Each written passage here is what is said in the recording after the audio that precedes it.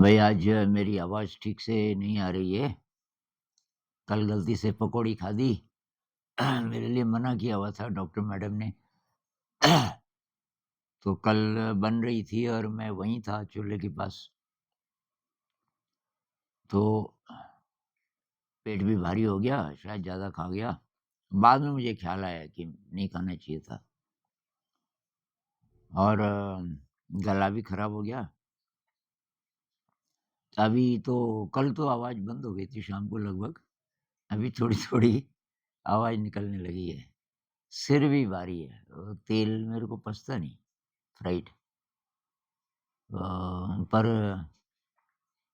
हो जाती है गलती, अब क्या करें? आगे ध्यान रखूँगा।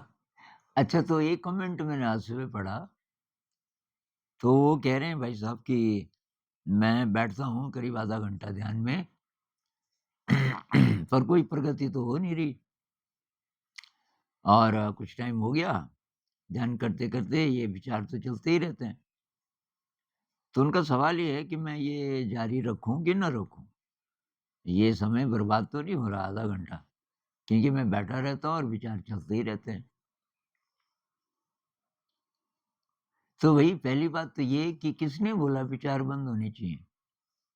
ये जो विपस्सना मेडिटेशन है, जिसको मैं रिकमेंड करता हूँ और मेरे चैनल पे लाइव वाले गाइडेड मेडिटेशन के 20 से कुछ ज़्यादा वीडियोज़ हैं विपस्सना की। तो बुद्ध तो कहीं नहीं बोलते कि भई विचार बंद हो जाने चाहिए। खाँसी ज़्यादा हो गई। तो बुद्ध ये कहते हैं देखो, जो भी आपको हो रहा है, उसको देखो बस। पस बार-बार ये प इंग्लिश ये पश्य है ना संस्कृत में, उसका पाली में पस। तो वो केवल अवेयरनेस की बात करते हैं कि be aware of your body and your mind. और शुरू करो साँस से। आनापानसति जिसको बोलते हैं, साँस अंदर गई, बाहर निकली, तो साँस पे ध्यान लगाओ। उसके बाद वो सतिपट्ठान सूत्र में कहते हैं कि आप शरीर को भी शामिल करो। सिर से लेके पाँव तक ये शरीर को महसूस करो, कहाँ-कहाँ आपको महसूस हो रहा है। भई अपना ही शरीर है, हम ही को महसूस नहीं हो, तो ये तो हद हो गई ना बेहोशी की। तो वो होश में आने की बात कर रहे हैं कि भई आपको अपना ही शरीर महसूस हो, तो ध्यान से होने लगेगा। उसके बाद आता है ये विचार वाला, पर बुद्ध ये नहीं कहते कि विचार बंद होने चाहिए। वो बोलते हैं देखो, क्या चल रहा है? चित्तानुपस्सना और धम्मानुपस्सना, state of mind and action in the mind. Action का मतलब ये जो विचार आते हैं, जाते हैं, शब्दों में, इमेजेस में वगैरह-वगैरह, बस उतनी ही बात करते हैं। अब पतंजलि जी की बात अलग है। पतंजलि जी का ध्यान है वो बहुत एडवांस्ड है और वो अभी ज़्यादातर लोगों के मतलब का है नहीं। क्योंकि वो तो कहते हैं कि पहले से आप संतुष्ट हैं जीवन से, कोई डिज़ायर नहीं है, वर्ल्डली डिज़ायर नहीं है, पहले से, ध्यान शुरू होने से पहले। दूसरी बात, आपको पूरा विश्वास है हायर पावर पे, उसको परमात्मा कहो, अल्लाह कहो। तो पूरा विश्वास 100%, तब आप शुरू कर सकते हो, फिर उसमें 8 स्टेप्स वगैरह हैं, तो वो अभी छोड़ो, वो ज़्यादा एडवांस्ड है, हमारे मतलब का नहीं है। और भई समय लगता है कुछ भी सीखने में। आप को अब याद नहीं है हम लोगों को, हम चलना जब सीखे होंगे, क्योंकि मान लीजिए कि आप 9-10 महीने के हैं, अब आपको अपनी याद तो नहीं होगी, पर दूसरे बच्चों को देखो। बच्चा पहले 4 टाँगों पे चलता है, हाथ से भी, पैर से भी, फिर वो कोशिश करता है 2 टाँगों से चलने की। क्यों? क्योंकि आस-पास देखता है सब 2 टाँगों से चल रहे हैं, उससे उसको प्रेरणा मिलती है। जैसे हमें दूसरे मेडिटेटर्स से प्रेरणा मिलती है, दूसरे जो ध्यान वाले हैं और वो बहुत गहरे अपना अनुभव बताते हैं, भई ये तो अमृत है, यही नहीं है जीवन में, तब बेकार है, तब तो पशु की तरह जी रहे हो आप। उनसे हमें प्रेरणा मिलती है, यार कुछ तो है ये, मुझे भी ट्राई करना चाहिए।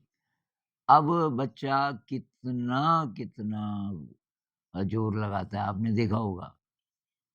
खाट पकड़ के, कुछ दीवार के सहारे, किसी न किसी सहारे से वो उठता है और चलने की कोशिश करता है, फिर पथ से नीचे गिरता है। कितनी बार गिरता है, दर्जनों बार, शायद सैकड़ों बार, जब तक वो ठीक से सीख नहीं जाता, सैकड़ों बार वो नीचे गिरता है।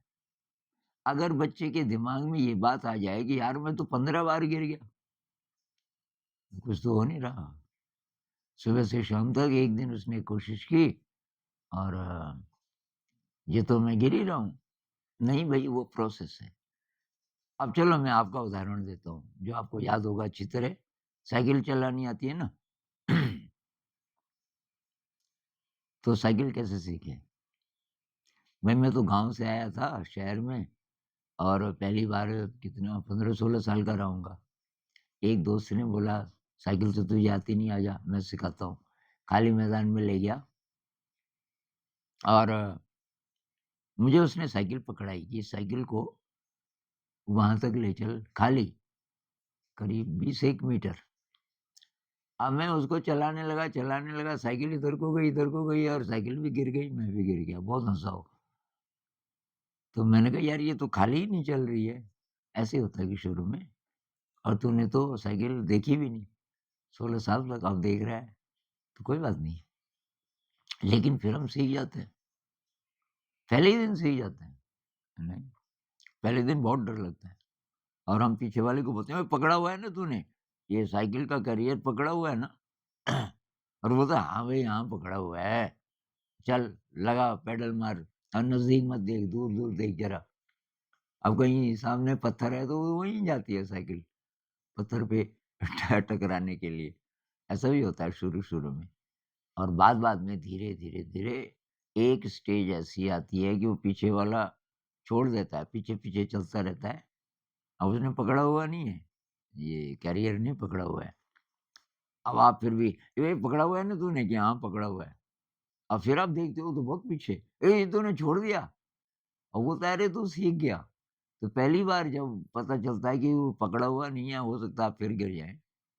धीरे-धीरे हम साइकिल सीख जाते हैं। ना केवल मैदान में बल्कि मेन रोड पे चलाने लगते हैं। फिर ऐसी स्टेज आती है कि आप और आपके दोस्त कोई दोनों साइकिल पे जा रहे हैं मेन रोड पे। बसें हैं, ट्रक हैं, इधर से उधर से, और किसी ने बोला कि भाई वो फैशन टेलर्स है फर्स्ट फ्लोर पे बाएँ हाथ की तरफ। वो अ, वहाँ से मैं वो एक शर्ट है मेरी वो लाना। अब आप ऊपर भी देख रहे हैं, बातचीत भी चल रही है, आप ऊपर भी देख रहे हैं कि यार ये फैशन टेलर्स कहाँ पे होगा? उधर से ट्रक आ रहा है, पीछे से बस आ रही है। आपका अपने आप पेडल किस स्पीड से चलाना है, कब ब्रेक मारनी है, किधर मोड़ना है, ये सब अपने आप हो रहा है। इसका हिसाब-किताब आप नहीं लगा रहे, आप तो टेलर की दुकान देख रहे हो। ऐसे ही ज़िंदगी में जब आप ध्यान सीख जाते हो तब करना नहीं पड़ता। तब फिर भी बैठने का फ़ायदा है कुछ देर, ज़्यादा डीप जाने के लिए, लेकिन आप बैठो या ना बैठो, आप ध्यान में ही रहते हो। इतना अभ्यास हो जाता है। और यार जो चीज़ें हम ये पढ़ते हैं ना सिलेबस में, उससे प्रेरणा मिलनी चाहिए। ये तो ये टीचर लोग पता नहीं किस ढंग से पढ़ाते हैं। भाई आपने सुना होगा ना, मैगेलन ने पूरी दुनिया का चक्कर लगाया और प्रूव किया कि ये दुनिया गोल है। मैगेलन आपने ज़रूर पढ़ा होगा हिस्ट्री में। तो कि ये 1519 में चला अपने देश से, स्पेन से, और 1522 तक इस बीच यात्रा चलती रही, 3 साल से ज़्यादा। और ये तो मारा भी गया, जो मैगेलन है वो नहीं कर पाया ये यात्रा पूरी। ये 1521 में लड़ाई हो गई फिलीपींस में, वहाँ जो आदिवासी लोग थे, उनके साथ लड़ाई हुई और ये मारा गया, मैगेलन मारा गया। तो उसका शायद बेटा था, तो मरते हुए उसने बेटे को बोला कि बेटा ये मिशन पूरा करना है। और अब मैगेलन का नाम अमर हो गया कि उन्होंने ये पहली बार उन्होंने दुनिया का चक्कर लगाया। इतना टाइम, इतने खतरे, मारा भी गया। क्या पैशन, अंदर क्या आग रही होगी कि उसने छोड़ा नहीं। ये जो चाइनीज़ ट्रैवलर्स हैं, इनके बारे में भी आपने ज़रूर हिस्ट्री में पढ़ा होगा। ये हुएन सांग है, अलग-अलग उच्चारण है इसके। हुएन सांग बोलते हैं ज़्यादातर हिंदी में। तो हुएन सांग आया था जब हर्षवर्धन था उत्तर भारत का राजा 7th सेंचुरी में 600 कुछ में। अब वो कैसे आया, उसने फाहियान के बारे में सुना था। फाहियान आया था मेरे ख्याल से 5th सेंचुरी में और उसने तक्षशिला का भव्य वर्णन किया था। कश्मीर के आस-पास एक यूनिवर्सिटी थी बहुत बड़ी, बुद्धिस्ट यूनिवर्सिटी तक्षशिला। अ, और ये फिर पहले जब आया तो उधर ही आया। ये तकला मकान का मरुस्थल भयंकर, कैसे-कैसे ज़िंदा रह गया और उसको पार करके यात्रियों के साथ ये काफ़िले चलते थे ना उस ज़माने में, ऊँट पे काफ़िले। वहाँ से चाइना का माल रोम जाता था उस ज़माने में। अब बीच में कोई मंडी है तो वहाँ वो एक्सचेंज करते थे सामान। चलते फिर आया बैक्ट्रिया, जिसको आजकल अफ़गानिस्तान कहते हैं। और फिर ये खैबर दर्रा और वहाँ उसको पार करके और उसके मन में बहुत ज़्यादा जिज्ञासा थी, तक्षशिला का वर्णन। तक्षशिला का मतलब तराशे हुए पत्थरों का सुंदर नगर, कि भई वो नगर मैंने ज़रूर फाहियान ने कितनी तारीफ़ की। अब जब उस लोकेशन पे पहुँच गया, कहीं कोई शहर था ही नहीं, खंडहर-खंडहर थे कुछ-कुछ। तो एक बूढ़ा देख रहा था, बूढ़े ने बोला, "तू कौन है भाई?" उसने बोला, "जी मेरा नाम हुएन सांग है और यहाँ कभी फाहियान आया था।" उसने वर्णन किया था कि किसका? कि तक्षशिला का। बूढ़े ने बोला, "अरे! तक्षशिला तो कब का ध्वस्त हो गया। ये जो हूण लोग हैं ना, इन्होंने आक्रमण किया और सारा शहर ध्वस्त कर दिया।" ख़ैर, तो हुएन सांग 10,000 मील चला। मील किलोमीटर से बड़ा होता है। 10,000 मील की इस आदमी ने यात्रा की और 17 साल उसको लगे और हर्षवर्धन ने बहुत स्वागत किया, उनसे दोस्ती हो गई और जब वापस गए तो ताम्रपत्र पे बुद्धिस्ट किताबें ये जो चीज़ें हैं वो लिख के और वापसी का पूरा इंतज़ाम किया। बहुत सारे ये लोग उनके साथ वगैरह-वगैरह। क्या चीज़ रही होगी? इतना-इतना लंबा समय 17 साल, तब यात्रा पूरी हुई और वो किताबें लेके चीन गया, उसका ट्रांसलेशन किया उसने वहाँ। राजा ने बहुत स्वागत किया। जब वो चला था तो राजा ने अलाउ नहीं किया था, लेकिन जब तक वो वापस जा रहा था तो हिन सांग फ़ेमस हो गया था, क्योंकि वो राजा का सलाहकार भी रहा बहुत साल तक। कौन से राजा का? हर्षवर्धन का, भारत में। तो भई समय लगता है, इतनी जल्दी कुछ नहीं होता। कृष्णमूर्ति कहते थे कि sir, are you ready to give your life to it? ज़िंदगी कुर्बान करना चाहते हो क्या? ध्यान पे, इस मार्ग पे, तब आपके लिए है, नहीं तो नहीं है और तुम अकेले हो। वो क्या बोलते थे कि आप किनारे पे खड़े हैं, ये नदी है। 10,000 year old river full of मक, कि मतलब 10,000 साल से मनुष्य को अकल नहीं आई। ये मार-काट, ये वो सारे हिस्ट्री में वही तो है। ये सब इधर जा रहे हैं। कल किसी कमेंट में किसी ने बोला कि ये बुद्ध को कोई नहीं पूछता आजकल, रावण रावण को पूछते हैं, रावण जैसे। ऐसा दिखता है कि रावण जैसे हैं, लेकिन अंत में वही विजय तो अच्छाई की ही होती है। तो ख़ैर, तुम्हें एक कहानी और सुना देता हूँ, थोड़ा आपको प्रेरणा मिलेगी। एक था कोई 18-20 साल का नौजवान, उसने ठान लिया मेरे जीवन का लक्ष्य है एनलाइटनमेंट, मुझे खूब ध्यान करना है। घर से चला गया, एक दुर्गम जंगल में एक पहाड़ी थी, वहाँ पहुँच गया ऊपर। ऐसी जगह उसको चाहिए थी जहाँ पानी भी हो, जहाँ झोपड़ी बनाने के लिए बाँस-वूँस मिल जाए, जापान की कहानी शायद। एक सूटेबल जगह मिल गई, बिल्कुल एकांत। अब वहाँ वो कुछ औज़ार ले गया था काटने-कूटने के लिए भी, उसने झोपड़ी बनाई और पानी का स्रोत वहीं पे था ज़रा नीचे, 1-2 खेत कर दिया, वहाँ रहने लगा। और फिर बस भगवान के भरोसे, भगवान कह लो, अल्लाह कह लो। और तब उसको समय-समय पे ये मदद मिल जाती थी, राशन पानी जो-जो चीज़ चाहिए, लत्ता कपड़ा। उसको हो गए 20 साल ध्यान करते-करते। उसके बाद मतलब अब वो 40 के आस-पास हो गया होगा। एक छोटा-सा बक्सा था उसके पास जिसको लेके वो चला था। तो पता नहीं उसने वो बक्सा क्यों खोला? खुलता नहीं था जहाँ तक। उसमें एक शीशा था। उसने कहा, "यार मैंने तो अपनी शक्ल नहीं देखी, कितने साल हो गए।" निकाला उसने शीशा, अपनी शक्ल देखी, काफ़ी बदल गई थी। उसने कहा, "भई कुछ ही दिन बाद मैं अब बूढ़ा होने लगूँगा।" और ऐसे-ऐसे विचार आने लगे उसके मन में कि ध्यान में कोई ख़ास प्रगति तो हुई ही नहीं, और मैंने जीवन के जितने आकर्षण हैं वो भी त्याग दिए। अब मैंने किसी से प्यार नहीं किया, किसी लड़की से, शादी नहीं की, परिवार नहीं बसाया, और इधर से ध्यान में भी प्रगति नहीं हुई। 20 साल हो गए। तो पहले तो हँसा हुआ अपने आप पे, भाई 20 साल हो गए तो क्या हुआ?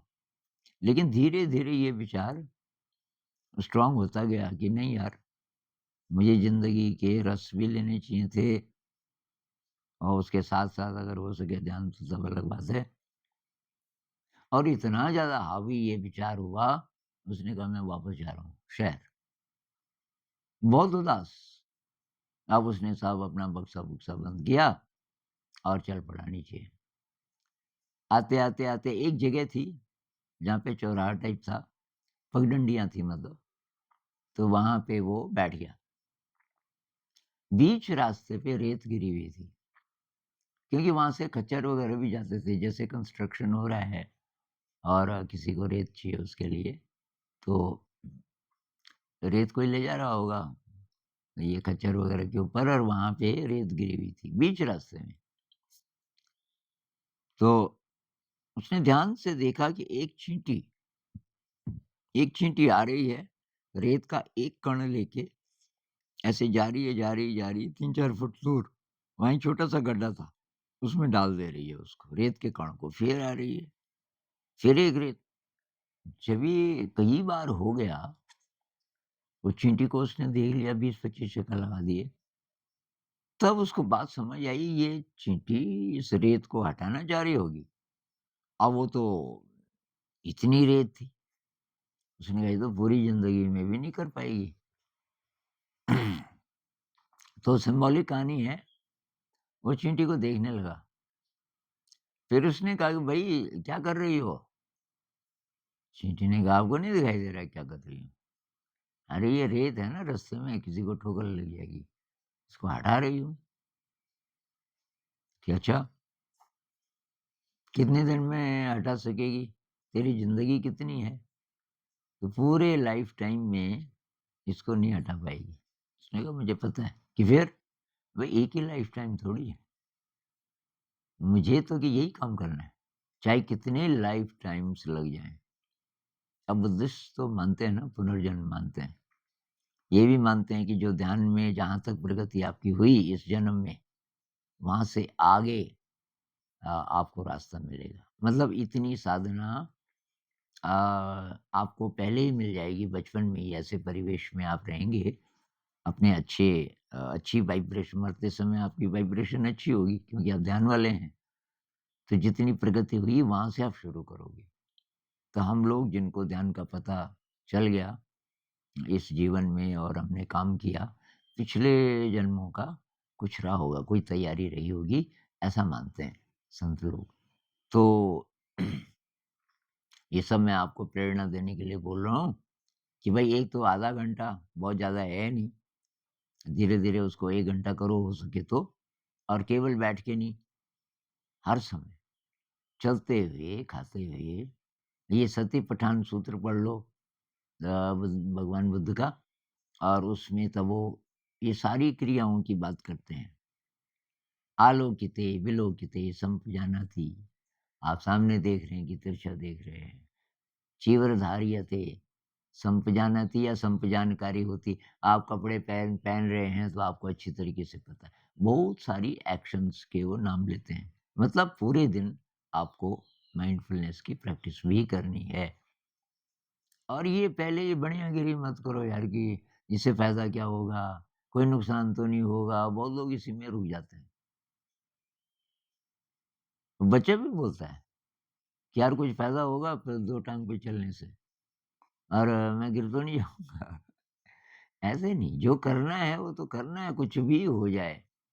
तो ध्यान को जब आप ज़िंदगी समर्पित कर सकते हो, तब आपके लिए है। कबीर साहब कहते हैं ना कि 2 नहीं इस रास्ते पे, 2 मन नहीं। ये प्रेम गली अति सांकरी, तामे 2 न समाये। ये जो प्रेम की गली है ना, इसमें 2 नहीं रह सकते। एक, एक मन बिल्कुल, आप एक हो गए अ, उस शक्ति के साथ। तो मेरे ख़्याल से इतना काफ़ी है अभी और इस पे और बात करेंगे। तो नमस्कार।